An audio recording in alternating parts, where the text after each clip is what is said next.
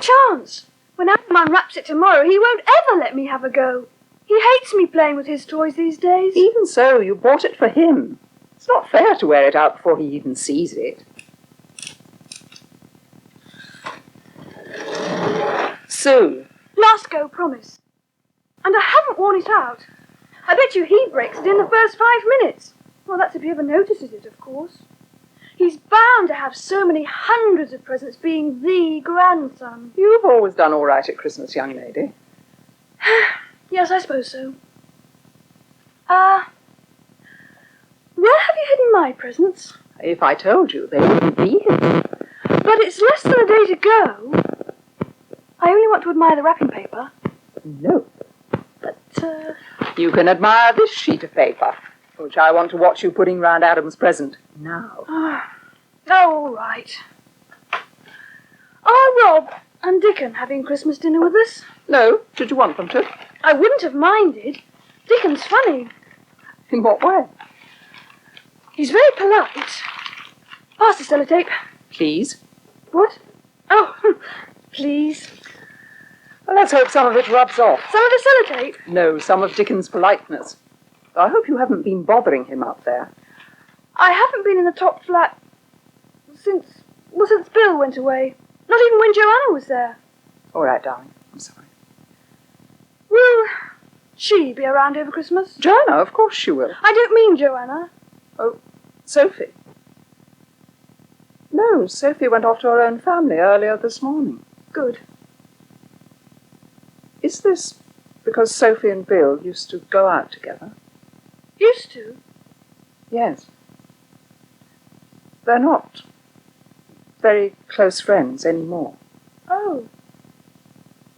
Perhaps that will make you like Sophie a little better. I'll try. I used to like her when she lived here before. I know. Bill doesn't like to stay friends with anyone very long, does he? What makes you say that? He didn't send me a Christmas card. Yes, he did. He sent one to all of us. But he didn't send one to me.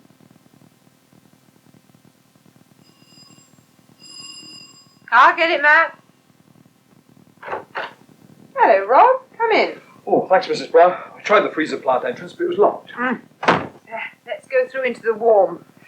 Morning, Mr. Bryan. Ah, hello, hello. Just the man we need. Give the boy a chance, Matt. What can we do for you, Rob? Well, the thing is, I've been a bit disorganised with my shopping. Oh, you don't mean you haven't brought us our presents? Oh, was I supposed to? Not at all. We should be giving you one, except that I've been disorganised as well. By that, Lynn means all she's been able to think about is young Jeremy. That's fair enough. Kids come first at Christmas. Yes, we do. Oh, Matt. But some kids do better than others. Oh, there. To show I can behave like a grown-up sometimes, we do have a present to give you, Rob. Oh, that's very nice of you. As a matter of fact, it's the standard present in this household this year. I shall be giving one to Lynn. Lynn, I'm sure, will be giving one to me. And Bill Ashton's run away up north to escape being given one. Any guesses? It wouldn't be a frozen Christmas dinner, would it? You got it in one. That's great. You see, that's why I've come over.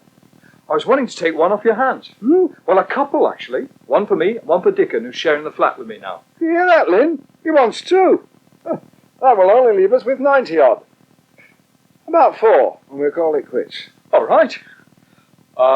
Does that mean I have to pay for 3 of them? Yes. Oh, Matt, how could you? I don't mean in cash. We need someone to help you put up those decorations. I can't reach. Alexis can help me later. I very much doubt it. I told you what sort of state he was in. Uh-oh. Been celebrating, has he? But more like he'd been run over by a herd of buffalo. Didn't get in till 8 o'clock this morning. I was coming out of the bathroom and he literally crawled past me. Took him 10 minutes just to get up the first flight of stairs. Well, I hope he's got over it by tomorrow.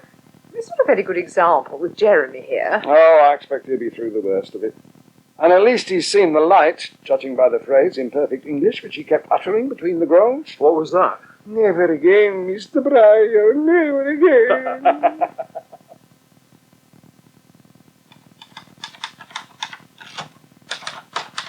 I'll be off home now then, Dickon. Oh, righto, Mike. Any major crises and your trusty skeleton staff will be in touch. Oh, good. Well, let's hope there aren't any.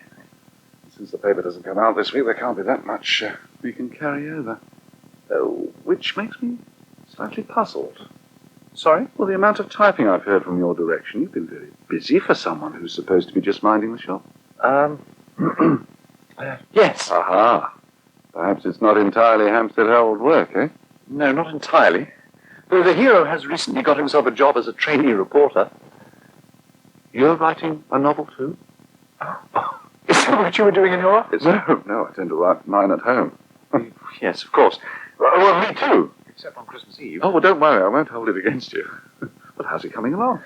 Well, after endless rewrites and plot changes, I'm thinking of turning it into a play. Or a musical.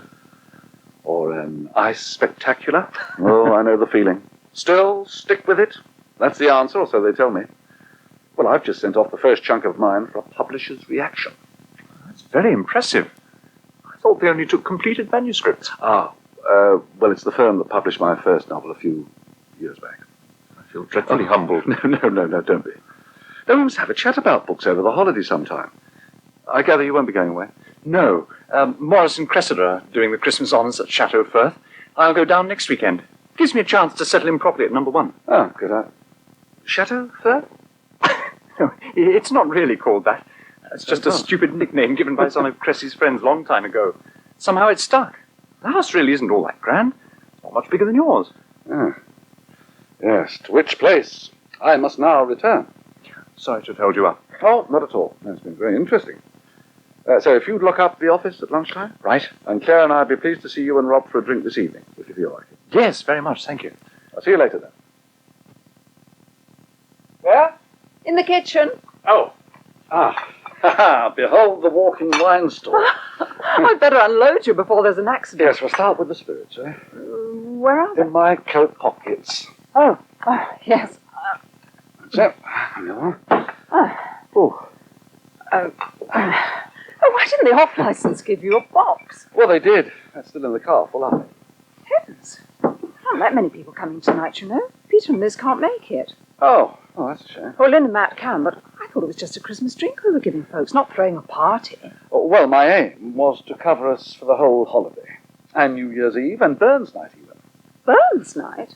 We've never celebrated that before. Oh, forgive that hymn, but it's a good excuse. Yes, maybe I'll gain a few insights into the devious mind of Maurice Gill. You think Maurice is being devious? Well, something's behind these lunchtime meetings with Milton Monk. Oh, dear. Yeah, but I shouldn't have mentioned it. I want to banish all that from our lives for the next few days. Good idea. Oh, by the way, I've discovered I have a rival. A rival? Dickon Firth, of all people. I don't understand. Well, he's also labouring away on a novel. Oh, I see. I mean, he was busy typing some of it up at the... What is it like? I just realised what you thought I meant. Come here. Let me give you a hug. I have got the message. I promise you, darling. Thank heavens for that. Bill Ashton no longer casts a shadow over the Nash household. Except with Sue. She's upset because he didn't send her a Christmas card all of her own. Oh, let's hope she gets distracted once she's allowed to open her presents. Now, in the meantime, I must get on with the unloading. And then you can tell me what jobs you have lined up for me. What time will the doorbell start ringing? Around 8.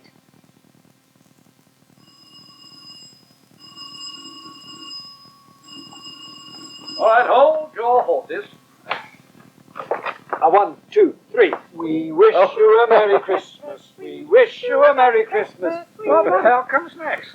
Well, the words are exactly the same, man. Oh, Sam, that's a bit repetitive. Look, I think you'd better finish it off inside, don't you? What, you mean you don't give us the money till we go through the whole thing, eh? If we're lucky, Mike will pay us to stop. But what I will do is to give you each a lovely drink. How about that? that? So, well, let's go through, shall we? Right.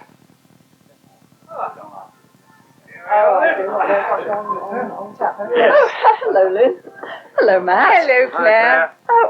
We're not a massive gathering, but have you met Dickon Firth, who works at the Herald, and now lives upstairs here? How do you do? Aren't you the lad who covered the opening of the freezer plant for us? That's right, Mr. Pryor. I gather business is going very well these days. Not bad. Except for the unmentionable.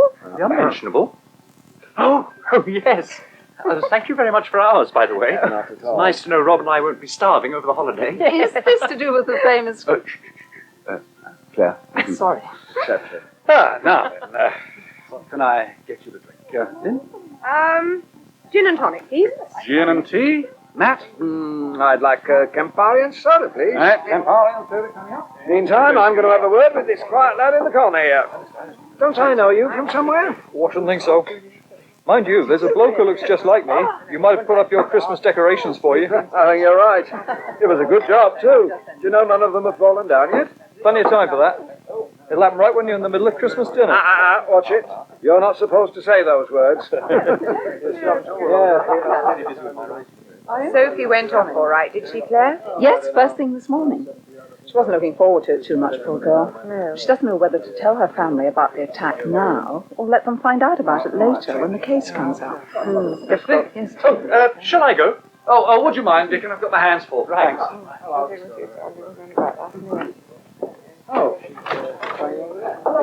Debbie! Hi, sorry, Dickon. Looks as though I'm interrupting something. No, of course you aren't. Come in. Who is it? Is it, Debbie? What's your Mike? Well, nice to see you. Well, come on in, have a drink. Thanks. Can I have a word with you first, Dickon? No, okay. Well, look, I'll leave you two to it, and you come through when you're ready. Is that all right? Thanks. Yes, thanks very much, Mike. Thanks. Look, it's a long way up to the flat. Oh, that's all right. I'll put myself on the stairs for a sec. Yes, fine. What is it? It's nothing to do with the baby. No, he or she's kicking away like it was match of the day. Oh, good. I had to get out of the house. I needed to talk to someone. There was a surveyor around the other day, sent by the council. Oh. Yeah, oh. So we knew something was up. Then the letter arrives this morning, delivered by hand, so the bastards make sure we got it on Christmas Eve. We have to get out in a month's time. Oh, that's awful. Dead right it is. I suppose the last thing you want to do is join a crowd of people enjoying a Christmas drink. Oh, I don't know. I reckon it'd be better than going back to the depressed bunch around at the Mews. Oh, good. In that case, let's go through. Okay. There he is. Do you know Claire? My turn this time. Yes. Who have we got here? Merry Christmas! Oh, Joanna, darling. Am I late? No, not at all. Oh, super. Who's here then? I am. Hello. I've been getting ready, haven't I? Well, you look smashing. I love your dress. Yes, I do. No, Joanna. Hi. Oh, I say, what an enormous suitcase. Well, some of it's presents. And I am staying for 2 whole nights after all.